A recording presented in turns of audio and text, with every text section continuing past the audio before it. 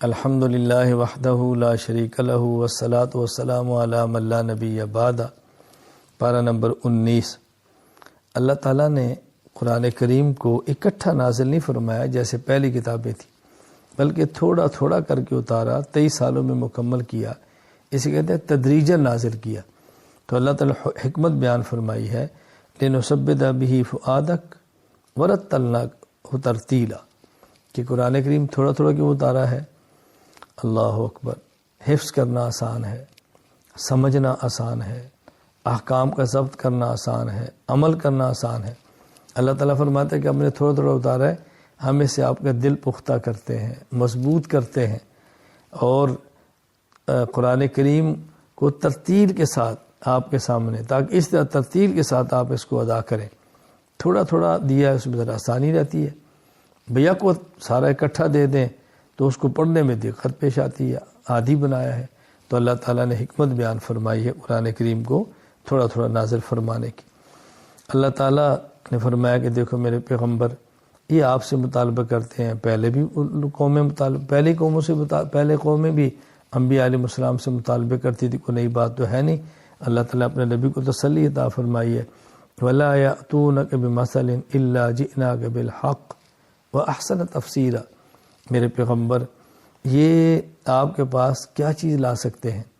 ہم جو دیتے ہیں آپ کو حق پیش کرتے ہیں، بہترین دیتے ہیں، اور پھر وضاحت بھی ہم کر دیتے ہیں، آپ کو الجھن ہی نہیں رہتی۔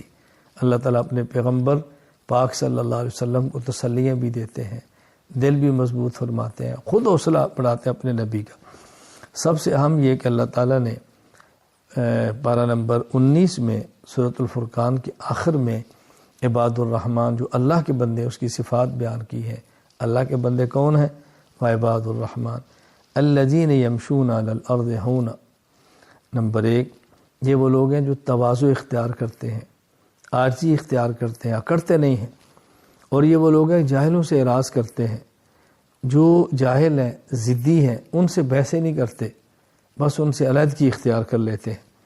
یہ لوگ دن کو دین کا کام کرتے ہیں اور رات کو کھڑے ہو کے اللہ کے سامنے اللہ کی عبادت کرتے ہیں، تہجد پڑھتے ہیں، رات کو سجدے کرتے ہیں، پھر اللہ کے عذاب سے ڈرتے ہیں، یعنی عبادت کرنے ہوئے بھی اللہ کے عذاب سے ڈرتے ہیں۔ خرچ کرتے ہیں، نہ بہت زیادہ نہ بہت کم، اعتدال کا درمیانہ راستہ اختیار کرتے ہیں۔ اور یہ وہ لوگ ہیں بخل نہیں کرتے، شرک نہیں کرتے، کسی کو بلا وجہ ناحق قتل نہیں کرتے، زنا اور بدکاری نہیں کرتے، یہ کبھی جھوٹی گواہی نہیں دیتے، برائی کی مجالس کے اندر نہیں بیٹھتے، بچتے ہیں، قرآن کریم کو سنتے ہیں، اس سے فائدہ اٹھاتے ہیں، اور اللہ تعالیٰ سے نیک بیوی اور نیک بچوں کی دعا کرتے ہیں۔ ربنا ہب لنا من ازواجنا وذریاتنا قرۃ اعین وجعلنا للمتقین اماما۔ اے اللہ ہمیں بیویاں دے، آنکھیں ٹھنڈی کر دے، اے اللہ اولاد دے جو ہماری آنکھ ٹھنڈی کر دے، اور اے اللہ ہمیں بعد والوں کے لیے مقتدا بنا، یعنی ہم ایسے نیک اعمال کریں کہ جس پر بعد والے چلتے رہیں اور ان کا اجر بھی ہمیں ملتا رہے۔ یہ لوگ دعائیں کرتے ہیں۔ سورۃ الشعراء، کیونکہ اس سورت میں شعراء کا ذکر ہے، والشعراء یتبعہم الغاوون، اس لیے سورت کا نام بھی سورۃ الشعراء ہے۔ اللہ تعالیٰ نے اپنے پیغمبر کو فرمایا کہ اے پیغمبر آپ محنت کرتے ہیں، آپ فکر کرتے ہیں، آپ ان کے لیے کرتے ہیں، لیکن لعلک باخع النفس کا اللہ یکونوا مؤمنین، اگر یہ لوگ ایمان نہ لائیں تو کیا ان کے ایمان نہ لانے کی وجہ سے آپ اپنے آپ کو ہلاک کر دیں گے؟ مطلب یہ کہ آپ محنت کریں، فکر کریں، لیکن اپنا بھی خیال رکھیں، یوں نہ کریں کہ خود کو آپ ہلاک کر بیٹھیں۔ اللہ تعالیٰ اپنے پیغمبر کو کس طرح پیار، محبت، اللہ پر اظہار فرما رہے ہیں اللہ کریم۔ اللہ تعالیٰ نے انبیاء علیہ السلام کے یہاں قصے بیان فرمائے ہیں، ان سے معجزات بیان فرمائے ہیں، ان سے نکلنے والے نتائج کو بیان کیا ہے۔ اور اس صورت میں حضرت موسیٰ علیہ السلام کا ذکر ہے، حضرت ابراہیم علیہ السلام کا ذکر ہے، حضرت ہود کا ذکر ہے، حضرت صالح کا ذکر ہے، حضرت لوط کا ذکر ہے، حضرت شعیب کا ذکر ہے علیہ السلام۔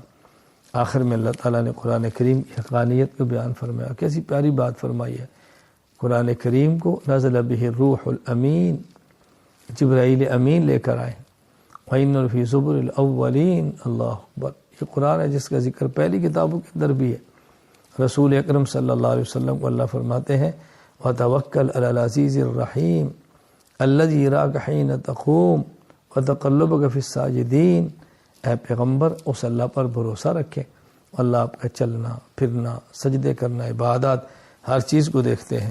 اور غلط شعراء کی اللہ نے تردید فرمائی ہے کہ دیکھو جو وَالشُّعَرَاءُ يَتَّبِعُهُمُ الْغَاوُونَ أَلَمْ تَرَ أَنَّهُمْ فِي كُلِّ وَادٍ يَهِيمُونَ، یہ ہر قسم کی وادی کے اندر جاتے ہیں، گندہ اور ٹھیک ہر باتیں کہتے ہیں۔